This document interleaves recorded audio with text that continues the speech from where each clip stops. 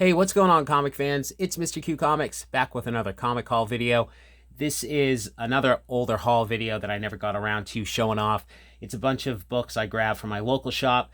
In there, they put out $10 grab bags, which I've shown off before. So I grabbed a few of those, got a few cool runs out of there, picked up a couple of key books, and I also did some shopping at my local antique mall and flea market. So grabbed quite a few really cool books from there. So I'm going to dive in with my the local shop grab bags first.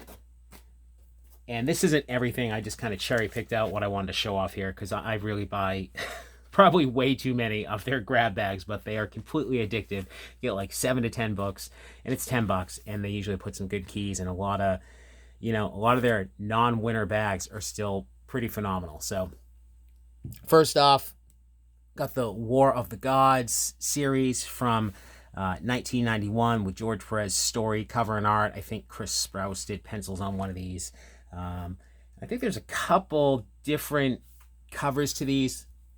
I can't remember, but I think I've seen different covers for 2, 3, and 4 anyways. So it's the full set, all in really good shape.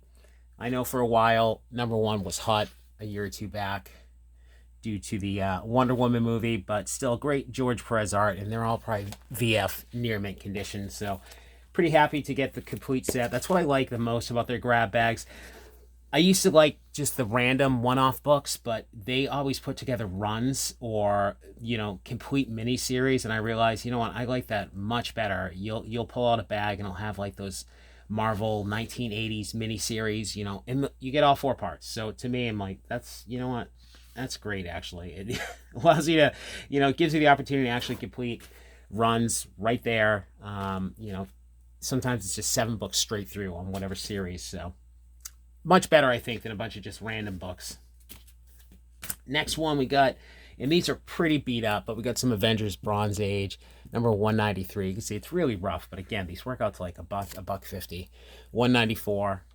And this wasn't even a winter bag, but it had a copy of 195, really beat up, VG condition. But of course, this is the first cameo appearance of Taskmaster. Again, awesome George Perez stuff on here as well. So definitely happy with that. Some more spec stuff out of one of these bags as well. And these guys are vintage guys. So a lot of the modern stuff they don't care so much about. So this was in there. Black Widow, Marvel Knights. I think this is J.G. Jones on the cover. And this is the first full appearance of Yelena Belova, I believe. I think there was another... Oh, I think it was an Inhumans Marvel Knights book, which was their cameo, and I feel like that one may go for more. I think there's also a variant of this that goes a little bit higher, but it's issues 1. I think it's just 3 issues, so all 3 issues there. Pretty cool books, not something I'll probably be holding on to, but all in good shape, all around the near mint range. So again, for $1.50. I think I found a set of these at the flea market I mentioned for like $1 a piece a while back as well. So, and here we go. This is exactly what I'm talking about. I got some Black Panther books here. So this wasn't even a winning bag, but it's Black Panther, issues 3. Got issue 4, 5, 6, and 7. So, for me, open up a bag and you suddenly got a nice little run of Black Panther, and they're all pretty solid, fine to very fine range. Obviously Jack Kirby's story, cover and art from 1977. I don't know who wouldn't be happy picking a grab bag that's not a winner and getting those books, because I think in a lot of comic shops you were going to find those books, probably priced around the $10 mark. A lot of the shops I go to that put out back issues like that, the quote-unquote filler books will still be kind of pricey. So I definitely like piecing together these Bronze Age runs for $1.50 a pop. So yeah, pretty cool stuff. And we got some more here. Onto the Incredible Hulk. Same deal. I don't think any of these were quote-unquote winning bags, but all mid-grade stuff from the 70s. 225, 226, 227, 228.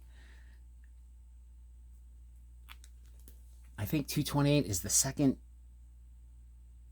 Moonstone. I'm not sure. 229, cool Doc Samson cover. Yeah, I got a nice run of these. I've gotten probably a run of like 50, 60 books straight out of these grab bags. They just always seem to have a ton of Hulk. Sometimes I'll come home with a stack and I'll end up with the same books, you know, multiple times out of the same. It's usually like lots of 100. They'll put 100 grab bags, $10 a pop, and there'll be like 10 winners, and usually a grand prize is like a cool slab, you know, like they put out like a ASM 361, 96, stuff like that. It's never, you know, mega key, but still awesome stuff. I mean, you just don't know what you're going to get. It's usually mostly Marvel. They say the collections they buy, I think like 75% of them are Marvel. So I'm a Marvel guy, so it works for me. And it's usually a ton of Bronze Age stuff that they just don't want to fool with. So pretty awesome. So, but every so often you do get some DC.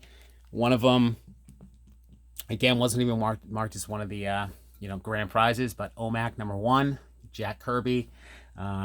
Story, cover, and art. I've read this one. This is a weird book. This was not up my alley. I can't remember the exact story, but these, you know, weird, the women in the boxes here are like these robots being assembled, and, you know, the secret plan is they're like bombs to be used for assassination plots. It's really weird 70s Bronze Age stuff, but still pretty cool #1 book to pick up for, you know, $1.50 out of one of these boxes. Here's another one, another great pick. I can't remember if this was, I feel like this was all one grab bag. So not in the best of condition, but it's Secret Wars, the entire run with the exception of #8. Pretty sure it was all one bag. I've pulled a couple out of there. So these range between very good to very fine. The #1's pretty beat up. I'm sure it's the blue Galactus. I have never gotten one of these. It's the regular colored Galactus. Drives me nuts. I've probably picked up 10 of these, and it's always that blue Galactus. #2, #3. So again, you're getting the whole run. $1.50 for the whole thing, except for #8. And again, you know, it's mid-grade, but I like to have, for some of these books, I like to get mid-grade copies, so I have, you know, ones I can read. I don't really enjoy reading trades as much. I much prefer the loose books. So it's nice to have the high-grade copies you want for investment purposes, and copies you can actually thumb through or give to your kids, read to your kids. So #10, one of my favorite covers of the run. I love that. Zek Doom cover. Awesome stuff. And 11 and 12. Yeah, so that's fantastic to grab from one of these bags here.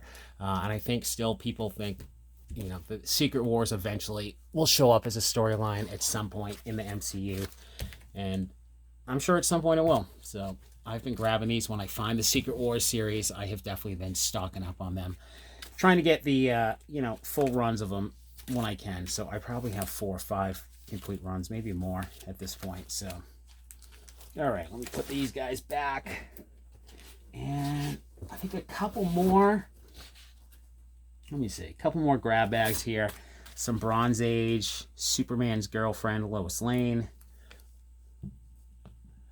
98. 102. I don't think any of these were key issues at all, but Kurt Swan covers, Bob Oxner on a couple covers. 119. And 133. You know, I've been watching a lot of these kind of mystery boxes people do on IG and YouTube, watching people's unboxings, and a lot of them are just full, like, you know, I got one of those torpedo boxes, and I'm not a huge variant guy, I'm not a huge modern fan guy, and a lot of these just seem to be full of variants, and just not a lot of back issues in them. There's not a lot of bronze or silver at all, and people are like getting ecstatic if they get one silver book. So if you're picking up a $10 bag and you got 4 Bronze Age Superman books, I think you'd be pretty happy with it. I'm happy with it. So, last one, and this was a great one here. Teen Titans run 42, 43, Again, more George Perez art. Awesome stuff. I love this cover. I don't think this one is Perez. Beretta? This is 55. Just a cool Deathstroke cover. I love the green background there. I don't think it's a key at all. Yeah, it's Eduardo Beretta cover. Wolfman on the story. Awesome stuff. And this was a winner, and it had a copy at Teen Titan. Tales of the Teen Titans, number 44. First Nightwing. And I think it's the first Jericho Deathstrokes. Is it the first cameo of Jericho? Which I think is this, Frodo looking guy over here. I'm not a DC guy, so I don't know for sure, but I'm pretty sure it's that Frodo looking guy there. So yeah, so that's a cool book. Definitely a winner on that one. All right, down to the final stack. This was all, again, this one was another bag. I think all of these together. Got some Strange Tales. I was missing this one. Strange Tales, 160, cool date stamp up there. I believe that, is that Steranko? I think that's a Steranko cover. No, it's a Dan Adkins and Marie Severin cover. Steranko art on the Nick Fury story. Severin art on the Doctor Strange, which I think was what they typically did. I think it was always Steranko on the Nick Fury story and Severin on the Doctor Strange story. And I think they alternated. I saw someone else talking about this. I think they alternated the covers every other issue, so it would be Doctor Strange, then Nick Fury. I think that's the case. So 161. This one was a Steranko cover. 162, back to Doctor Strange. I don't know, these books don't ever get a lot of love either, which is funny to me. They're all, you can find these books for under $10, these Silver Age Strange Tales books. And I had a lot of these already, so these ones are probably in worse shape than the copies I have. And there's 163, and I believe that, again, is a Steranko cover. So definitely happy with that. Silver Age Marvel, fantastic. This was in with other books. I can't remember what else was in there, but and it's lower grade, but ASM 252, a newsstand copy, really beat up. Probably VG, maybe VG, fine. It's the first black costume, I think tied for Marvel Team Up 141, and an AF-15 homage, however you say it. I don't know. Everyone says homage. I say homage. I don't know if I'm wrong or not.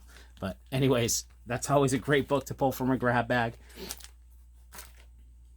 And again, I buy a ton of these things. If they put out 100, I probably buy a third of them. And I'll go back every week and get like 10 or 12 because there's just so much awesome stuff in it. And I love the excitement. My kids love opening up. They don't even know when I'm pulling out. They just get excited if I get excited. So, all right. I think this was the final winner I got. It's low grade, but I was looking for this for so long. I think I ended up buying it anyways, but ASM 33. It's really beat up. I think someone colored in his eyes. Classic Ditko cover from 1966. This was just one of those books that I never found raw, never found it sitting in my shops, and just wanted to grab it for my ASM rum. So, of course, by the time I got it in the grab bag, I think I bought it once or twice on eBay. So, anyways, awesome book. Psyched to finally have it. All right, now I grabbed a couple of books just out of their bins while I always dig and grab the grab bag. So I had sold this a while ago, so they had another copy cheap. It's not in the best of shape. Sensational She-Hulk number 1, a newsstand copy. These books go up and down. It's the second ongoing series from '89. I definitely see them kind of spike every time there's some talk about She-Hulk on Disney+. It's a John Byrne story, cover and art, and I know there are some awesome covers in this run. There are some fantastic Byrne covers. I think there's a couple of is there a Hughes cover, an Adam Hughes cover? I feel like there is. I can't remember. Anyways, for $3 I grabbed another copy. Again, it's not perfect, but it was only a few dollars. So, and then I just grabbed a detective. I guess it's a this is a not a filler issue. With Minor Key, first collaboration between Neil Adams and Denny O'Neil on Detective. This is definitely one of probably the only DC books I actively seek to collect, to hunt down. Batman and Detective, the Neil Adams covers, because they're just phenomenal. I mean, they're just amazing art. And this was a great price, $14, and this is probably fine, very fine. So it was one I was missing, so happy to scoop that up. And another Spidey book I was missing that I got at, I thought, a killer price, ASM 51, which is the second appearance of the Kingpin from 1967. And this is a solid mid-grade, probably fine range, and it was like $41. So if you can't afford the ASM 50, and I've said this stuff a ton of times, and as a lot of other people have said, you can't get the first appearance, get the second appearance. You know, I've got an ASM 50 there. It's my low grade, just happened to come across it in one of my other shops years ago. They had it on the wall, dirt cheap. It's probably like a 2, but man, I scooped it up as soon as I could because that book is pricey. Again, this haul's older, but I know this book, the ASM 50, the Kingpin stuff, has spiked in the past few weeks here, so it is big money. So happy to get that. Really nice copy too for $40. So all right, that is it for my shop stuff.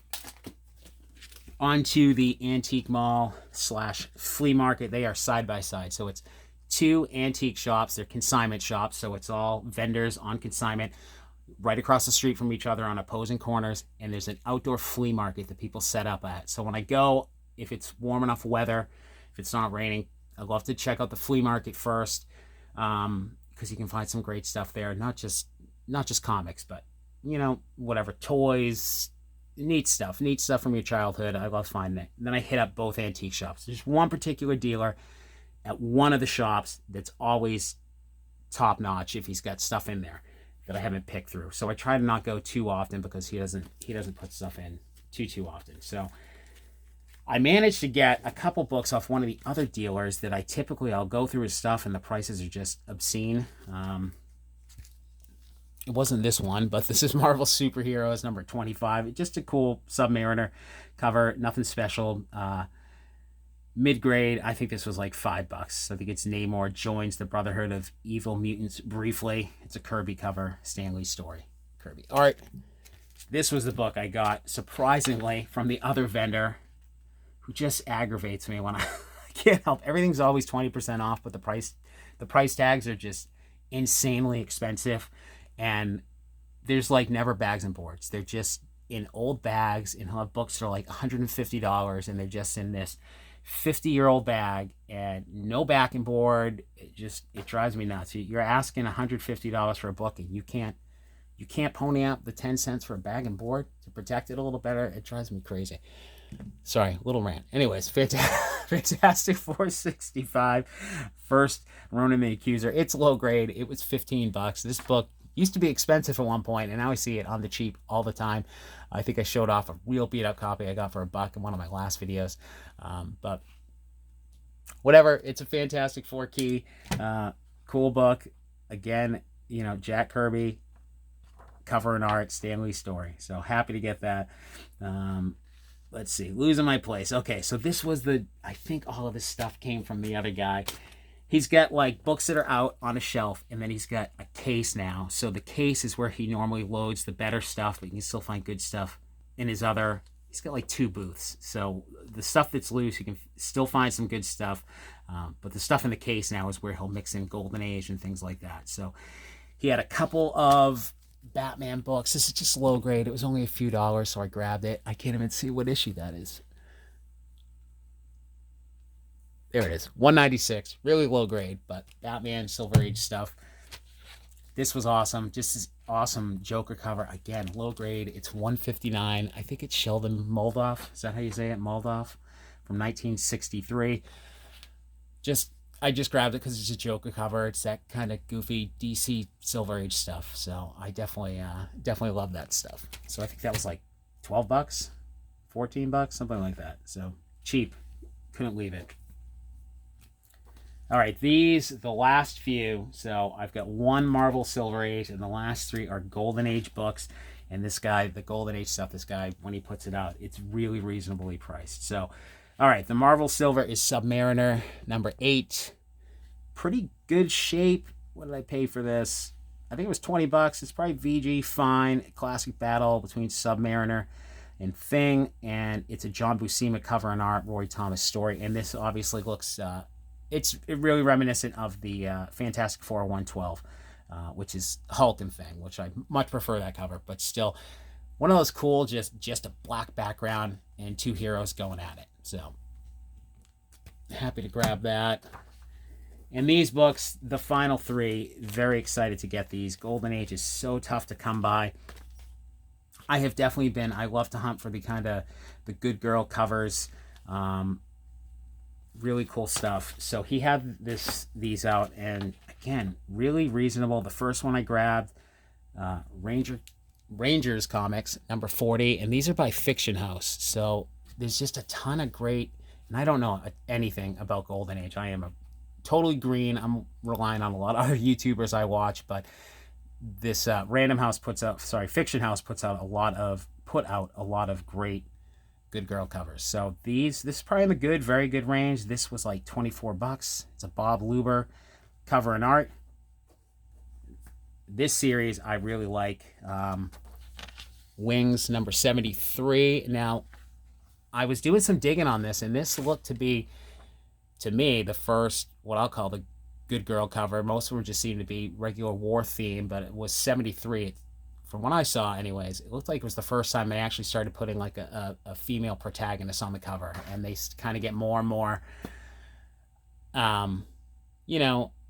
pinup style, I guess I'll say, as you go on. So, and you can usually find these pretty reasonable for Golden Age stuff. Some of these books, I know, like when you get into the Planet Comics, they are insanely expensive, but awesome stuff. This again, Fiction House from 46, good to very good. Joe Doolin cover, and this was $34, which I thought was a steal. So, and I mean, again, it's so tough to find them in anything other than kind of good, very good range. There's always writing on them, soiling, water damage, but that just kind of counts the territory. So, all right, last one. I knew nothing about this book.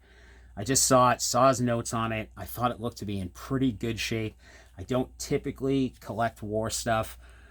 I did not see a lot of these online, so I snagged this up.